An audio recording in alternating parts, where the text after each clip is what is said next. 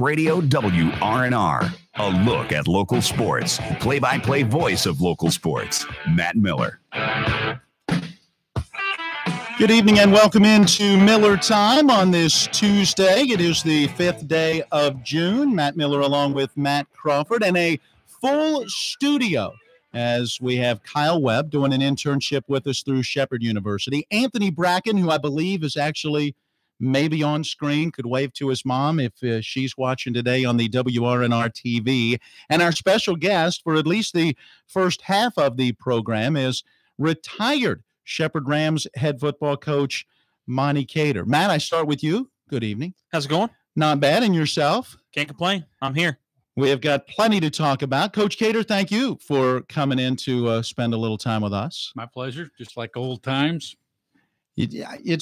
I miss those Thursday nights. We had talked about that. I'm parked out by that same tree that I parked at for all those years, Matt. So it's like coming home. It's good luck to be at that tree, right? Well, for Coach Cater, we're going to talk here after our first break specifically about the proposed move of the Shepherd University athletic programs from the Mountain East Conference to the Pennsylvania State Athletic Conference. Coach Cater has been a key part over the last 30 years of building the football program. And let's face it, a lot of this is about football. While all of the athletic programs will move up, we know that in college, football is the sport that kind of rules the day. It does. But looking at the athletics as a whole, moving up into the Pennsylvania State Athletic Conference, you're adding a lot of competition when it comes to football. But looking at baseball, I mean, there are some baseball schools in the PSAC that are perennial year in and year out favorites to be D2 top 25. I mean, you look at Millersville and the storied program they have. You look at Seton Hill, who has had Shepherd's number the last decade or so. So while it's a big move for football, there's also implications for a lot of the other sports. And from what we heard from John Doyle yesterday, apparently even in those smaller sports that a lot of people aren't going to think about. Again, we'll get into that a little bit more coming up after our first break. Right now, as we jump into what we might call hot spots in sports, nothing hotter than the Capitals. Coach, are you a hockey fan? As a football guy, as a Midwesterner, did you ever get into hockey? I got to go see the Blackhawks play a couple times when I was still in Illinois, but not as much. You know, I'm more of a basketball guy than a hockey guy in the winter. All right. I just figured football and hockey translate a little bit in the physical nature. Well, that part's true, and you got to admire that. I know that it's a little bit like soccer. Sometimes there's not a lot of scoring, but at least there's some contact, getting banged against the boards and stuff. So at least there's that draw. So if you're not going to score, at least rough somebody up. That's exactly right. Well, no doubt the Capitals roughed up Las Vegas last night. Matt, I guarantee you were planted in front of a television somewhere watching. How pleased were you with what you saw from the Capitals in a game where you knew Las Vegas was going to come out fired up and ready because they needed to even this series? The Capitals certainly matched, in fact, outdid that intensity. Well, I was pleased after the 10-minute mark in the first period on. The first 10 minutes of that first period, I was really nervous. Vegas came out and they looked phenomenal. They should have scored at least one goal. Holtby needs to write a thank you letter to whoever makes the posts for the goals because they saved him at least 3 or 4 times last night. But once the Capitals got going really about that halfway mark in the first period, they didn't stop. And this is just a resilient Capitals team. And it's weird. Being a DC sports fan, it's a feeling that I've never experienced in my lifetime. So just knowing the Capitals are one win away from a Stanley Cup and hoisting the Stanley Cup, I don't know how to feel. I've never been in this situation before. I know talking to a lot of my buddies back home who are in the same situation where they've never seen a DC champion before. It's a weird feeling that it's like you're dreaming because you wake up and you're going, wow, the Capitals are one game away from winning the Stanley Cup. We've never been in the situation. How are you supposed to feel? Okay, but let's go back a couple of years. I'll let you two fight in just a minute because on one side of the table, we have Monte Cater, St. Louis Cardinals fan. And on the other side of the table, I've got Matt Crawford, Chicago Cubs fan. You guys are making it so far. It's probably tough for you to sleep at night, Matt, isn't it? Right now? get Martinez and Molina back. It's going to be tough. I know my family was divided in half with the Cubs and Cardinals. So, no, it's that's almost like Hatfield's McCoy's, isn't it? And when part of my family wasn't McCoy's, it does work out like that. All right, so Matt, your Cubs did it just a couple of years ago. You had never witnessed that before, but you're telling me, you said earlier it doesn't compare. I think it's geographic. I think if I was in Chicago, in the surrounding area, in the Midwest somewhere, and you turn on the TV and everything you see is about the Cubs. Yeah, you turn on ESPN, it was, will the drought finally be over? But at the same time, they were talking about the Indians' drought during that World Series. And while it was awesome, celebrating with my dad, who's been a lifelong Cubs fan, and celebrate with us really as a family, that was about it. After the Cubs and Indians coverage in the World Series was over on TBS or Fox, whoever did the World Series that year, it was over. You couldn't turn on the local Comcast Sportsnet and get the coverage. With the Capitals this year, growing up in this area, and everywhere you turn, it was a DC sports fan, a Capitals fan, a Redskins fan, and having all the local media, it's a different kind of feel. Well, the feel right now for the Capitals has to be a good one, as they are just a win away from the Stanley Cup final. Let's take you back, John Walton, with the call last night, a montage of goals from the first period. The carry in along the left side by Backstrom. Kuznetsov and a shot, rebounding, score! T.J. Oshie on the rebound with 10:06 to go in the first. It's 1-0 Washington in Game 4. Well, pretty much Wilson strong out of the corner, leading for Kuznetsov. The pass in front, and a shot from Wilson. They score! Oh, what a play between Wilson and Kuznetsov. Tommy knocks it home, and with 3:34 to go in the first, it's 2-0 Washington. Now the Caps with Niskanen, and a puck down low to Smith-Pelly. He scores! Devontae Smith-Pelly along the long post. 2 goals in 2 games. Are you kidding me? It's 3-0 Washington. All right, you hear it from John Walton, and you were just telling me what a postseason for Devontae Smith-Pelly. Phenomenal. 7 goals in the regular season. That was goal number 6 in the playoffs. So a switch was flipped in some way, shape, or form, and DSP is just playing phenomenal. He has risen to the occasion. The Caps slowed down a little bit, just 1 second period goal. As Kuznetsov goes cross ice, Carlson scores from Ovechkin's office. Carlson makes it 4-0 Washington, and the Golden Knights are headed toward the brink late in the second period in Game 4. Well, a great goal again. You hear the voice, or I should say the name of Ovechkin, as John Walton brought that up. What's amazing is the 6 goals, Alex Ovechkin did not score last night. And that's got to be, I mean, while you would love to have Ovechkin score in what could be the last home game of the Stanley Cup, get a goal in front of the home crowd, I think that shows how well-rounded of a team the Capitals are right now. And when he said that Carlson was in Ovechkin's wheelhouse, and when I first saw the goal, I assumed it was Ovechkin, just because where Carlson was on the ice, and left side, right in the. I don't know what he was doing down there. Carlson's a defenseman.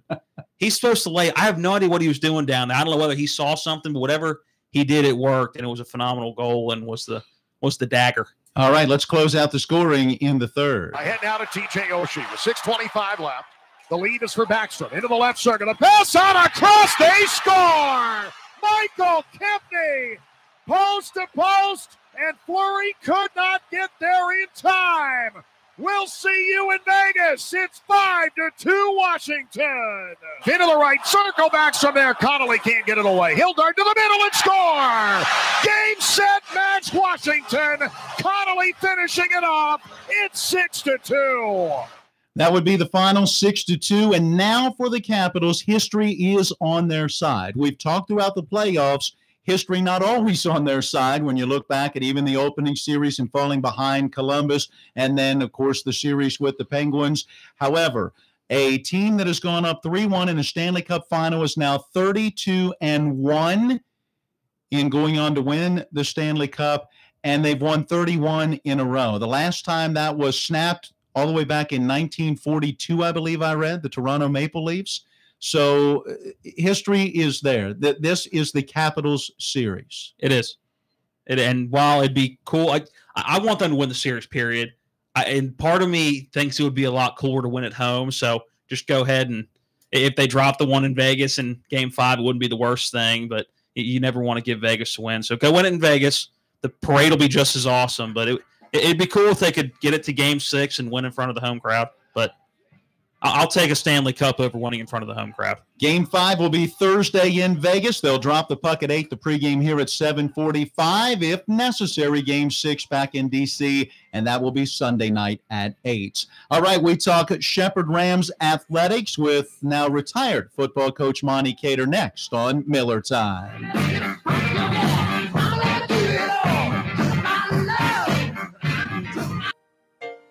You think back to when your daughter was the tiniest, sweetest, softest, prettiest, most precious little person in your life. She cried and your heart raced. She smiled and you laughed. She said, "Mama," and you cried. Hi, this is Lori from Bechtel Jewelers. I know she spent a lot of time in your arms, by your side, in your lap. The years have flown, and she outgrew your lap, but she never outgrew your heart. Your girl is graduating now, and a gift she will wear and treasure forever is a heart pendant. Each time she looks at it, she'll know she's always in your heart. Wherever she goes, you'll be together.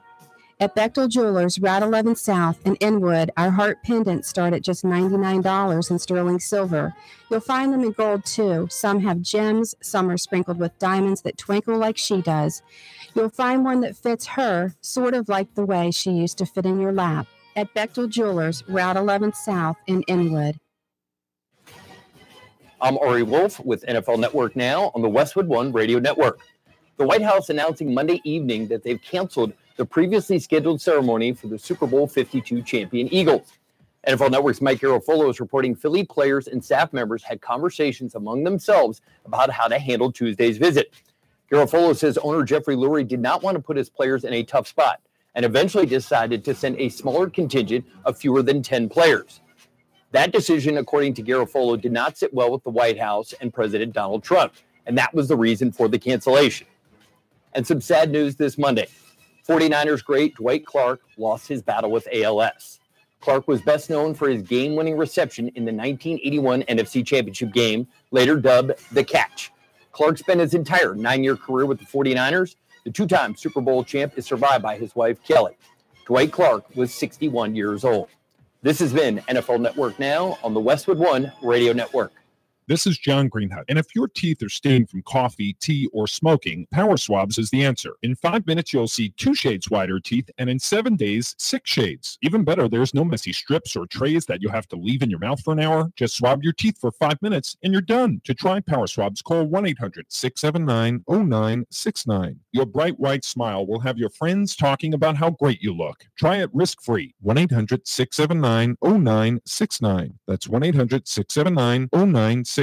Diabetes, high blood pressure, anxiety meds, everyone's on them. If you're a 50-year-old male, maybe a bit beefy, or even with type 2 diabetes, $1 million of term insurance may only cost you about $200 a month. Affordable term life insurance is out there. Call Term Provider and speak with Big Lou at 800-481-1458, 800-481-1458, or visit biglou.com. Stay tuned for more Miller Time. Possibilities are all around us. We see potential in unexpected places. And when we share our knowledge, vision, and connections, we turn great ideas into action in communities all around the world. Together, we can make real change happen. We're Rotary. We are people of action. Get involved at Rotary.org. Will Greer to David Sills is a winning combination WVU fans know well. Greer throwing toward the end zone. Ball caught. Post pattern. Sills. Touchdown. David Sills hauls it in. The Mountaineers, Talk Radio WRNR, and your business is a dynamic combination like no other. Contact our station to add your company to the coverage of the great tradition of West Virginia Mountaineer football and basketball. Heard right here on Talk Radio WRNR, the Panhandle Sports radio station.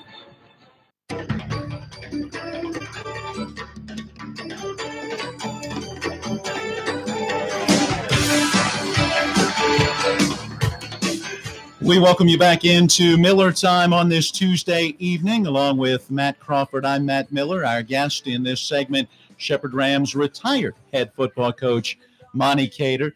We thought it would be a perfect opportunity to talk a little bit about the proposed transition for Shepherd Athletics from the Mountain East Conference to the Pennsylvania State Athletic Conference. The word coming out Friday with a statement on the Mountain East Conference website that Shepherd had informed the league of their intent to leave. We then got word late yesterday that there would be an official statement that would come out from Shepherd on Thursday, and then there would be a presser of some sort with an opportunity for media then, I'm sure, to ask questions and so forth. That will come around June 20th or 21st. So while it's not yet official, it seems pretty obvious that this is the route that we are going. So, Coach Cater, as you are seeing this now kind of from the outside looking in as a retired football coach, is this a move that you could have seen coming at some point in time?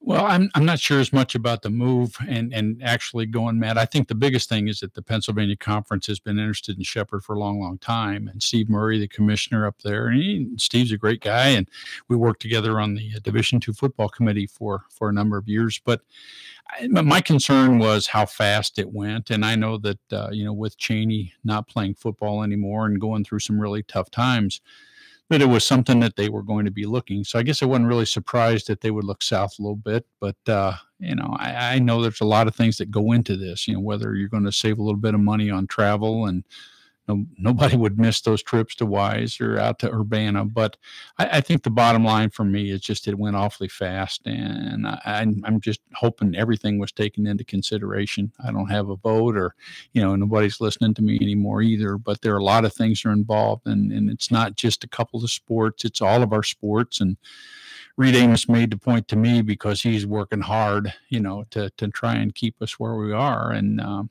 he mentioned that in the head-to-head contest, this was all sports. It was like 50-something to 30-something in the last so many years, regional championships. And you got to look at some of the sports that have done really well. You get Fairmont West Liberty in men's basketball, great soccer down at Charleston. And, we've had some success in football too. I know, like this year, for example, Matt McCarty, it wasn't the way he wanted to go ahead and finish the season, in the regional there, and especially losing to a couple of PSAC teams. But, all teams are going to be involved in this. And I think you want to go ahead and realize it's a strong conference, and it's, certainly very varied. But I don't know. I hope a lot of things were taken into consideration. And I'm sure from the president down, through the athletic department, it's going to affect a lot of people. And, I just think it's something I hope everything was taken into consideration. How well do you think Shepherd fits into the PSAC right now in all aspects of schools, athletics, the what's the word I'm looking for here? Wow, this is bad. You said environment. Environment, facilities. That's where I was looking for. Just facilities based on what Shepherd has and just everything. How do you think Shepherd fits in? Well, you can look at some unbelievable facilities, where IUP, for example, plays basketball. And, there's some really, really nice facilities up there as you go ahead and visit. But we're probably in pretty good shape with facilities. We've got the things that I think were needed, and I think some were some of the best in the Mountain East. But again, there's a lot of things involved, and we don't have to think about the fact that the assistant coaches are in a union up there. That's a Pennsylvania State thing. It's not anything that would go ahead and would affect West Virginia schools. But I just hope that it doesn't hurt us in terms of things in Charleston and funding, because we're not funded nearly to the extent some of the other schools are, and in the Mountain East. And I can say some bad words, and it's a pain and stuff like that. But, that could come back to haunt Shepherd as well. So I'm just hoping, again, so many different things are involved. Try to cover all the bases. That's all. And that's a lot of bases to cover. Let's go all the way back to your first year coming to Shepherd University, 1987. As you come into that locker room, it's an NAIA football program. And you were there during that transition into NCAA Division II, which is a big jump. And then you begin to make the playoffs and you get a win against IUP in that first Division II playoff game. I still hear Vic and Tom, it's blocked on that PAT return for the 2-point conversion. And you build that program all the way up to playing for a national championship just a couple of seasons back. Back in those early days, you had trouble beating a PSAC school. And now that very league is calling, going, hey, why don't you come join us?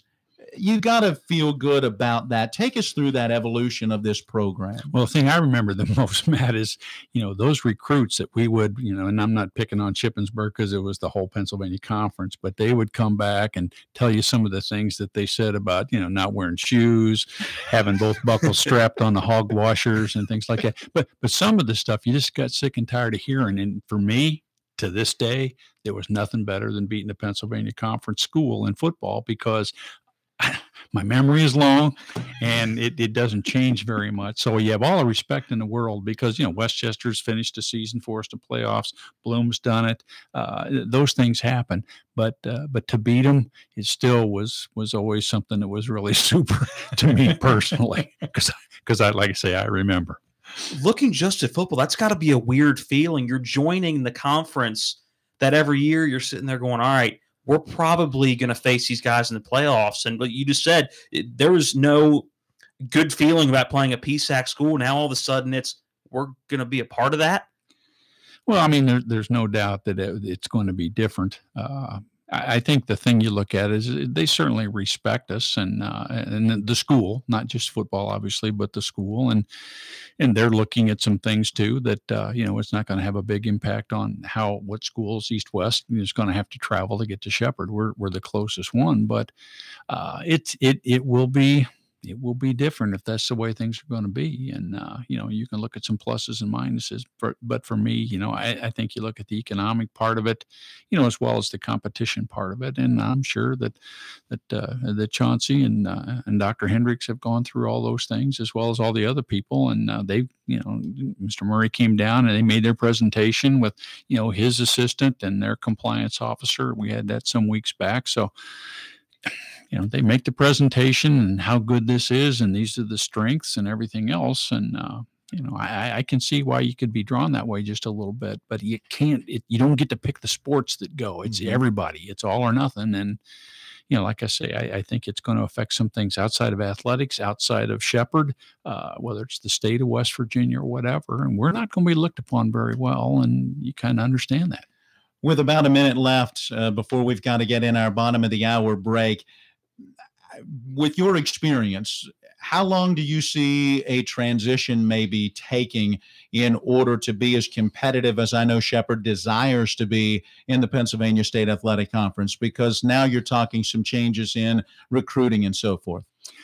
Well, I mean, and you're not going to be in any better shape to recruit out-of-state people. I think that part's going to be there too. And like I say, we talk about budgets and everything else, but scholarship wise, we have a lot of sports and no one's funded. I mean, we've tried to do everything we can. Everybody understands fundraising, and talk about camps before. That's one of the reasons my staff always gave up a good month of their summer. You're always working on it a little bit, but you give up a month of your summer just for those team camps that Coach McCook really got us started with. So it's, it's a tough situation, but, you want to try to get, as close to being funded as you can. They talk about how few scholarships they have, and it's baloney for the most part. I mean, but it's the cost. Where are their kids coming from? They're not coming down here to West Virginia to get players. They're not going and getting all our guys from New York, although some schools are closer, but they also have some things that fit for them, whether it's going to be a little bit like our, Metro deal, or whether it's going to be common market. Retired Shepherd Rams head football coach Monte Cater, thank you for your time today. Thanks a lot, man. Stay tuned. We'll be back with more Miller Time. An egoless celebration of the Super Bowl championship turned into a patriotism event at the White House today. President Trump addressed guests on the South Lawn. So we stand together for freedom. We stand together for patriotism. And we proudly stand for our glorious nation under God. Mr. Trump abruptly disinvited the Philadelphia Eagles after learning how few plan to show up. CBS's Paula Reed says the White House blames the team. The White House is saying that 80 members of the Eagles RSVP'd that they planned to come today, and then at the last minute, the Eagles pulled out. Cleveland Cavaliers forward LeBron James doesn't expect the winner of the NBA championship to celebrate at the White House either. I know no matter who wins this series, no one wants to invite anyway, so it won't be Golden State or Cleveland going. CBS News Update, I'm Pam Coulter. Now, with your local forecast, weatherman Bob Kukin. Clouds around the region this evening could drop a stray shower across our eastern panhandle backyards, but for the most part, rain is over with, and clouds will go partly cloudy to clear late tonight with a low near 52 degrees. Tomorrow, sunny and nice, a bit of a breeze from the north, high temperature near 72 degrees, warmer 78 on Thursday with more sunshine. I'm Bob Kukin, Talk Radio WRNR. We're talking with Joe Ferretti of Hammer, Ferretti, and Schiavone. Joe, how do you hire a personal injury attorney? Rob, we believe you should look for an attorney who has a good reputation and the results to match. Ask around. We have a history of success representing folks who live here. You'll be convinced that my law firm is the one to handle your personal injury claim. Call Hammer, Ferretti, and Schiavone at 264-8505 for a free review of your case. Or contact us online at hfslawyers.com. At Hammer, Ferretti, and Schiavone, reputation and results matter. As Asanovich goes to second with a 2 RBI double, and Martinsburg is on the board first. This is West Virginia State delegate and former Little League All-Star Jason Barrett. I can still remember those summer days, the fun of playing baseball, building friendships, and learning lessons that are still with me today as I serve the people of the 61st District. I'm proud to support this year's All-Stars and wish the best to each team. 61st District Delegate Jason Barrett. Trusted leadership, real solutions. Your NBC Sports Radio update starts now. Let's do some NFL talk first. Tom Brady, Rob Gronkowski, both at the Patriots mandatory minicamp today, so that's good signs in New England. Terrell Pryor, a new wide receiver for the Jets, dealing with a foot injury, is expected to be ready for training camp. The Ravens have signed their first-round QB, Lamar Jackson. It's a 4-year deal. As with all these first-round deals, you get a 5th-year option as well. The Bears have placed tight end Zach Miller, who they inked yesterday, on the PUP list. And some bad news out of New York is Giants GM Dave Gettleman, diagnosed with lymphoma. He's going to need to undergo treatment immediately. French Open, Madison Keys and Sloane Stephens, both winners. They'll move to the semifinals. Dominic Thiem moves on. Novak Djokovic falls on the men's side. A full slate of baseball games. For all those scores and stories, head to NBCSportsRadio.com. I'm Keith Irizarry, and this is NBC Sports Radio. Howdy, cowpokes. Yep, it's me again, your favorite dusty cowboy for Panhandle Printing and Design, with more questions from the trail. Ever had the feeling while looking for help with printing that you're talking to a soon-to-be cattle rustler? Or do you feel like you're wandering around the corral looking for help only to find yourself talking to some young whippersnapper that don't know a Holstein from a Hereford? Well, then if you need printed material, you really need to go see my partners at Panhandle Printing and Design. They can help with everything from design to production of stationery, envelopes, business cards, invitations, final signs, banners, vehicle wraps, and a lot more. They'll treat you right and answer all the questions you have at your one-stop printing shop, where they have something for everyone. Panhandle Printing and Design at 124 North Maple Avenue in Martinsburg. Call 304-267-7400 or find them online. I'm heading back to the bunkhouse, but if you need printing, it's time for you to head to Panhandle Printing and Design.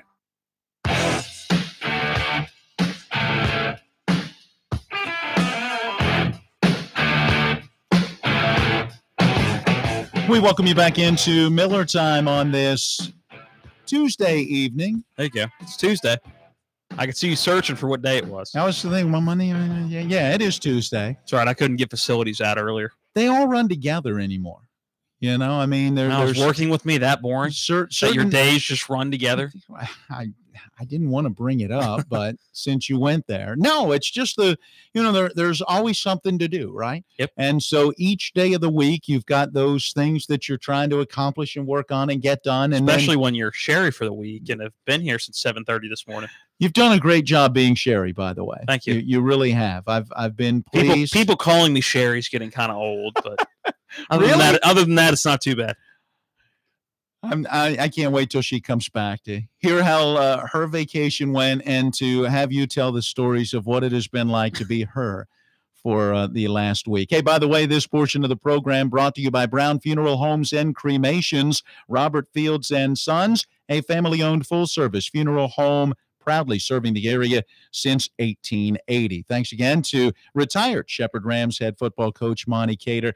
Good to talk with him, and very interesting take. Yesterday, John Doyle gives us the idea of his conversations with the president at Shepherd University and her conversations with faculty and staff and their conversations with student body, that there seemed to be a lot of excitement about this move, student athletes desiring this move, professors liking the move because it takes students out of class less because of travel time and so forth. And then we hear Coach Cater today saying, I think it happened pretty quickly, and there's a little bit more of a putting the brakes on in our conversation today as opposed to maybe yesterday where it was almost full speed ahead. Well, I think right now, what he said with how fast everything happened, I think it's a lot of people going, it's new, it's fresh, it's something to be excited about. While the West Virginia Conference before the Mountain East was a different conference than the Mountain East, a lot of the same schools still form the Mountain East, and now you're going and facing teams that –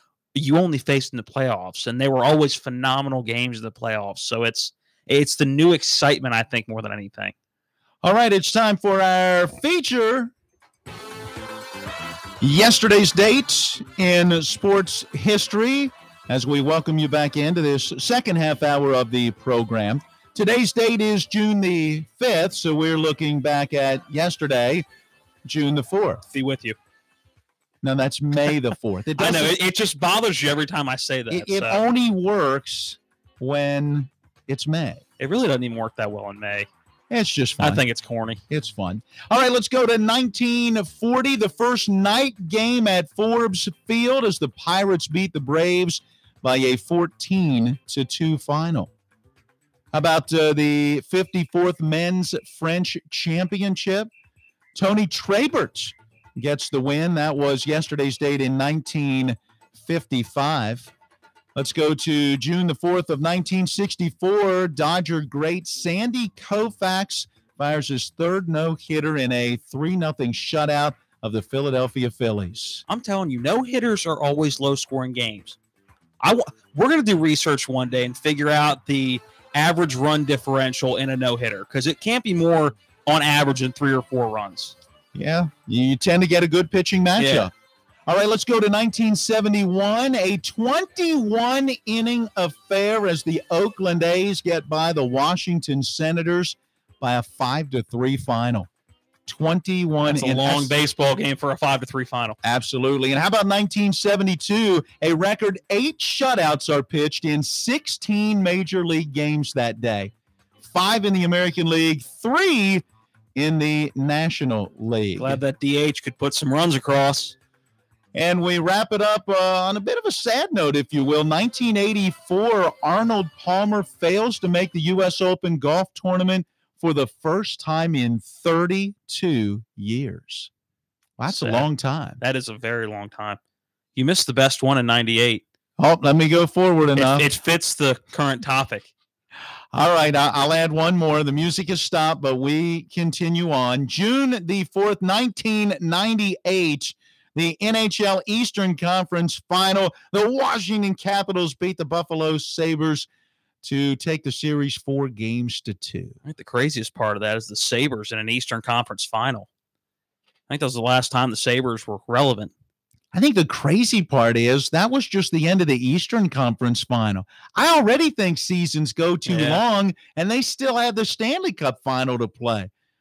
The Stanley Cup Final could wrap up on Thursday night of this week. I don't know. Get off your scheduling high horse. It's not a high horse. It is a high horse. You can't be too high, or I couldn't get on that horse. But winter sports. Basketball and hockey, playing championships in June, it just boggles my mind. And play it's basketball June, in the summer. And it's June the 4th. How many pickup games do you play? I was going to say, okay, on the play, but still not many. not many. You'll play a little bit of pickup basketball during the summer, but for the most part, kids are hitting the pools and things like that. Still maybe hitting the sandlot and playing some baseball or wiffle ball. We used to play a ton of wiffle ball as kids. Nothing like wiffle ball and a flavor pop, right? On a beautiful, warm summer afternoon.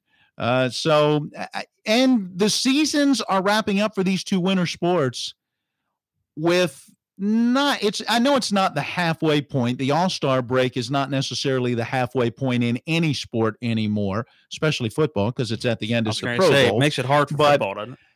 You're a month away from the Major League All-Star game, which signifies the quote-unquote middle of the Major League season.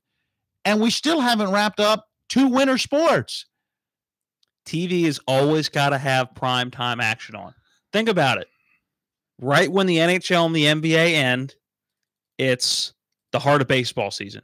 And everybody can finally start getting into baseball season. It's the All-Star break. And then once the All-Star break ends, you're only, a month and a half away from the beginning of football season? Little over a month and a half? They all run together. Everything overlaps for a reason. But so there's always something on. But you can still always have something on without having the overlap. And to be honest, a couple of nights without something isn't that bad. You couldn't watch sports every night? There's that opportunity. Well, it makes it hard for you to watch sports every night because you don't have. Well, that's the thing. I don't watch it. I listen, and I do enjoy those radio broadcasts. I love listening to Charlie and Dave calling the Nationals games. I love listening to Walton doing the Capitals, and I love Dave Johnson. It's there as I'm listening to a Wizards game.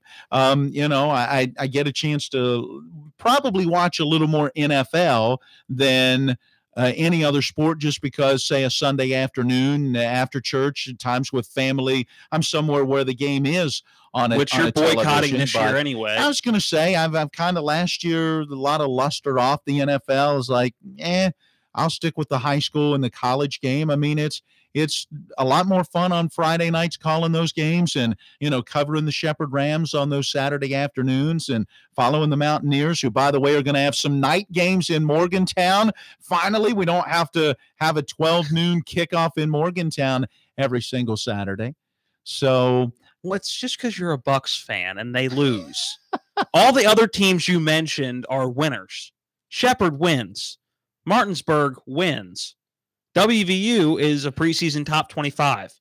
The only reason you're not a big fan of the NFL for last year is because the Bucks were the only team that wasn't winning anything.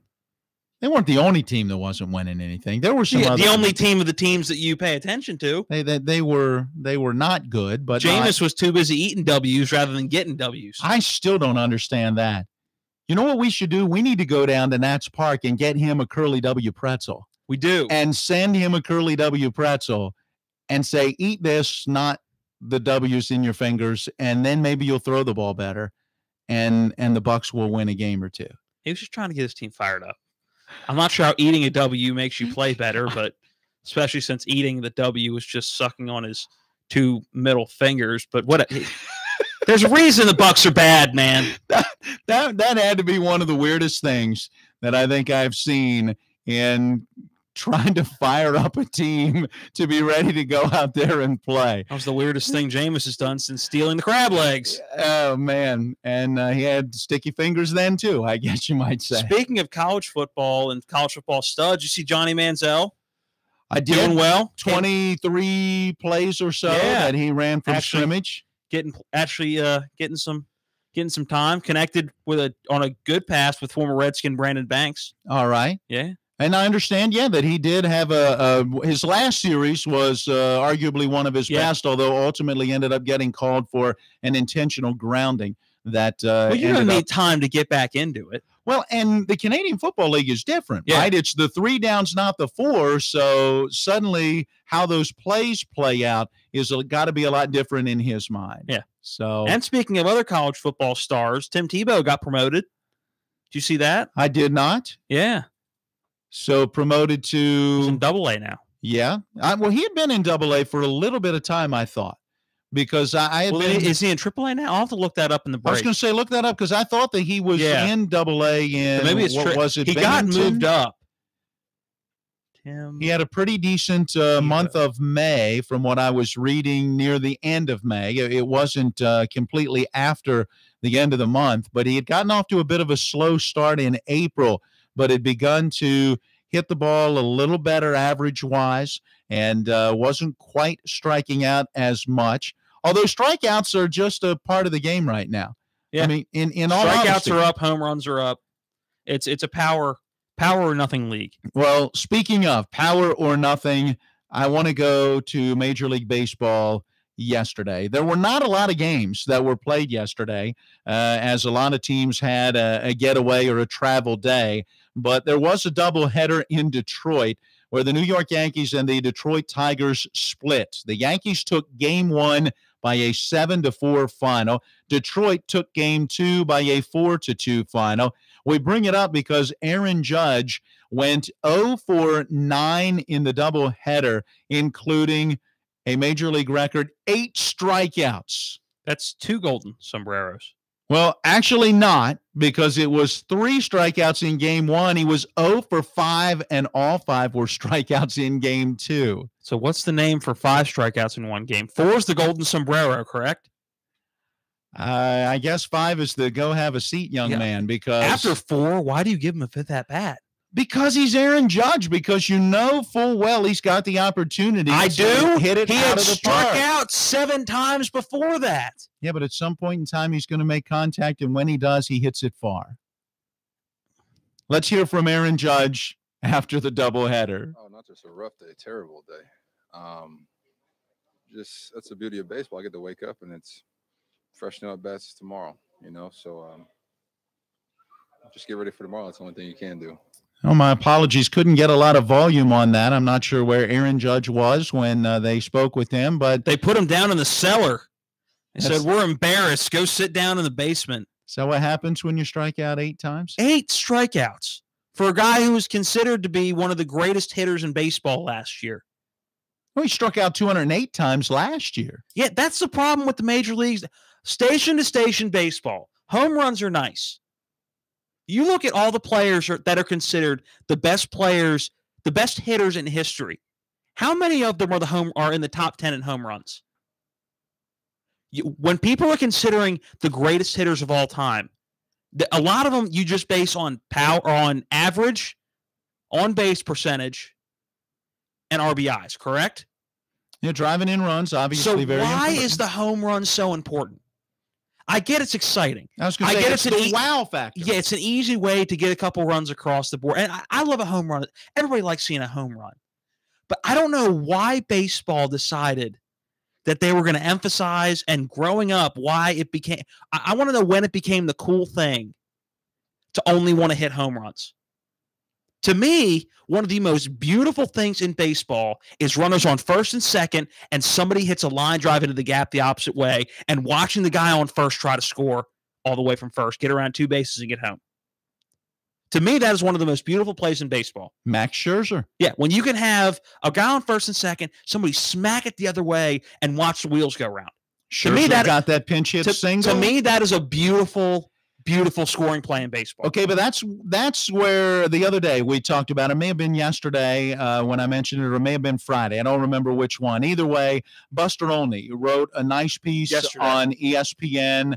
Go to ESPN.com and go to their Major League section, and I'm sure you can find it, where he talks about the aspect of the home run, the strikeout, and the walk. Those 3 together, because they go together. A lot of strikeout or home runs and a lot of strikeouts because of home run hitters, but also there have been a lot of walks, and some of those intentional, like not wanting to pitch to Bryce Harper, which we fussed about already on this program. Did you see Bryce Harper in DC last night in the Knights jersey? You sent me that picture. Oh, I think he is dead to all DC sports fans. All the DC radio guys this morning, we only got him for another few months. He's dead to us. He was clearly disappointed. But come on, he grew up in Vegas. You got to understand. Yeah, it's a guy that the Capitals had brought to the Capital One Arena wearing a Caps jersey multiple times throughout his career. And all of a sudden, he just flipped the switch. Stay home, watch the game with your wife. Wow. Don't come to Capital One Arena representing DC and wear a Knights jersey, especially after what Scherzer and Zimmerman did last night, getting the crowd going. You Caps fans are so minor league. So anyway, what I was talking about was the Buster Olney article, because he brings up the very point that you're talking about. Because of the thrill of the home run and the big money given to these big guys like an Aaron Judge to hit home runs, you get more strikeouts, you get more walks, but what you're not getting is stolen bases. You're not getting hit and run opportunities. You're not getting sacrifice bunts and advancing base runners. You're losing an element of the game that has been there since the beginning, because everyone would rather watch the home run. Yeah, but you don't hit a home run in the game, your team strikes out 9 times. Where's the excitement factor? Whereas if you're laying down a bunt, you got guys moving around, you're doing station to station, you're hitting bloopers into right field and guys are scoring. You're telling me you wouldn't rather see 1 home run and 6 runs scored than have a 3-2 ball game and have 3 home runs? See, to me, I would much rather see the station to station, more guys active, actually playing mental baseball, and see a game where there were 6 runs scored that way, rather than seeing a 3 home run game. And of course, Olney adds in then the idea in baseball today too of analytics, where, you know, baseball used to be managers managed because they had a feel. They knew their players, they knew their team, they knew their opponent, and they had a feel as to when they might run, when they might use a hit and run, how they may go about any given situation in a game, a pitching change, and so forth. And now so much of it is all those numbers. It's all analytics. Yep. Break out the notebook, roll through the pages, see what it says, and then, all right, now we make our decision. It's all the movie Moneyball. Yeah. Did you ever see that movie? I did. I thought it was very good. It's a very good movie. But that's how it started. It's some economics major. Jonah Hill's an economics major. Decided that baseball is about numbers, not about gut feelings. But anything that starts there always ends up getting carried to a far extreme, and I think that's what Olney's talking about in his designated starters. Yeah. Hey, sometimes you need a guy just to open a game. Oh, hush. Go to break. Pay some bills. Why don't you be our designated opener next week? Oh, that's right. I won't be here next week. We'll be back with more Miller Time after this.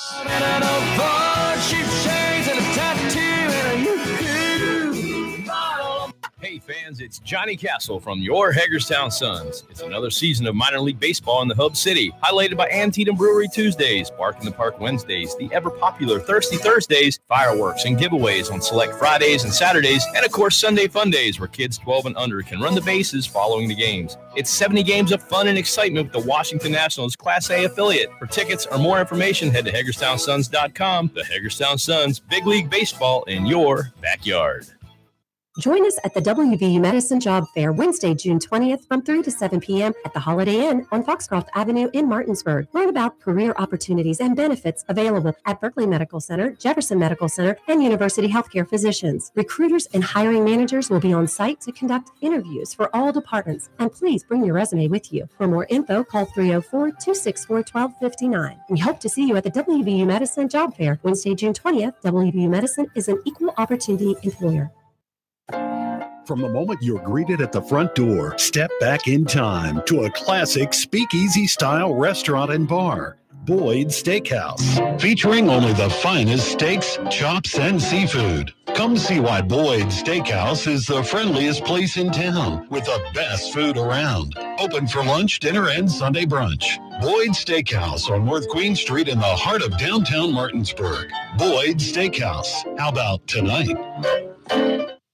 In the market for a flooring upgrade, Trips Floor Sanding and Berkeley Fashion Flooring does it all, from hardwood floor restoration to new floor installation, including hardwood, tile, vinyl, laminate, carpet, and the hottest trend in flooring, luxury vinyl tile and luxury vinyl plank. Family owned and operated with over 25 years experience, you can expect excellent customer service. Estimates are free. Call 304-229-7009 or online at tripsfloorsanding.com. Since 1877, Farmers and Mechanics insurance companies have proudly supported our local community. Farmers and Mechanics has the insurance products to meet your needs, including home, auto, farm, dwelling fire, business owners, and umbrella coverage. Please contact your local independent agency for a review of your insurance needs and ask for a policy from the company that knows you best. Farmers and Mechanics Insurance Companies, just off Edwin Miller Boulevard on Administrative Drive in Martinsburg. FMIWV.com.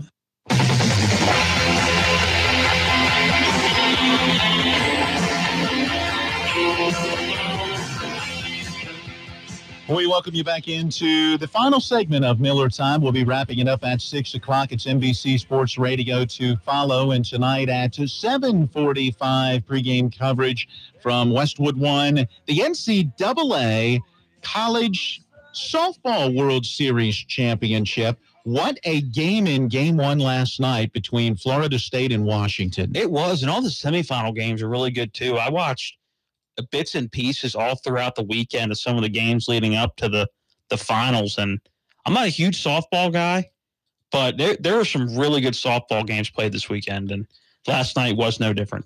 No, as last night it was Florida State with a 1-0 victory. Megan King fires a 5-hit shutout, and the lone run of the game we hear from ESPN. Shelnut to left center, back to the wall, and Anna Shelnut gives Florida State the lead. Anna Shelnut with a solo home run in the 6th inning for the only run. And I didn't write down the third baseman's name as I was watching the highlight, but I believe it was the 7th inning when Washington had a runner at first, tried to lay down the bunt. And if you haven't seen it, look it up. The diving catch that she makes on a bunt that wasn't popped up that much out in front of the plate. Base paths are only 60 feet long, and she's charging in and is only probably 10 feet up the line. Phenomenal catch, not taking anything away from her, but she didn't need to. She took about 2 steps and dove and was almost on the opposite foul line of where she started. So, yeah, an incredible play. So tonight it's Game 2, Florida State and Washington. Again, a Seminoles win, they will claim the national championship. A Washington win, and they would play on Wednesday night, and we would have that game broadcast for you right here as well through Westwood One. Hey, tonight the Washington Nationals get back on the field after a day off yesterday, trying to erase a really rough series down in Atlanta where the Braves took 3 out of 4 from the Nats. It was rough, but I think the Braves proved themselves. I think they came out, won 3 of 4 against the Nats, and now everybody is kind of looking at Atlanta thinking maybe it's not a beginning of the season fluke. Maybe the Braves are ready to stick around for a little while, but again, I'm not worried about the Nats one bit. I think they'll somehow figure out a way to be an 85 or 90-plus win team this year. With all of the injuries that the Nationals have already dealt with, they've got another one. Pitcher Jeremy Hellickson sent to the 10-day disabled list after a hamstring injury Sunday. He talked about that injury. Yeah, it just kind of grabbed on me. I think when I came down on the bag, and it just kind of felt like a little cramp. So I tried to stretch it out a little bit. Felt a little better, and then started to walk again, and it just kind of kept grabbing on me. Not good news, because Hellickson, as that number 5 starter, had really pitched well. He was a huge surprise in the rotation. I just want to know what was grabbing him. It was the hamstring. It just but what was grabbing the hamstring? I don't know, but it was bad enough that he's going to the 10-day disabled list, and so another player on that injured list for our Washington Nationals. Their game time tonight is at 7:05. Well, that does it. We are finished with today's Miller Time. Here's your local news from Talk Radio WRNR. Due to forecasted flooding with the potential to cause dangerous driving conditions, power outages, and the need to open emergency shelters,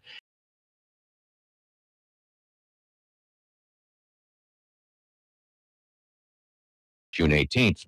Eddie Gokenauer, Director of Homeland Security and Emergency Management in Berkeley County, told WRNR that the Department of Highways has run out of road closed signs, so they've had to resort to using cones to cordon off flooded roads.